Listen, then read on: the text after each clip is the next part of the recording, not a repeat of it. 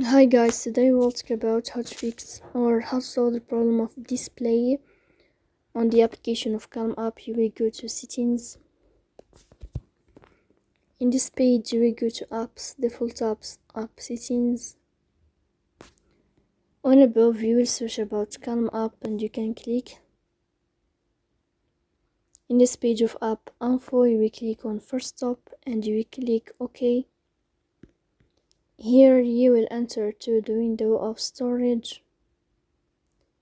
Then we click on clear cache, but pay attention, don't click clear data because that can delete your account.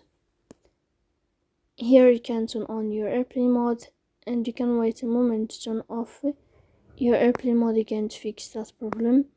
So please don't forget to support us by like and subscribe. See you next time in another video, and thank you for your watching and your attention.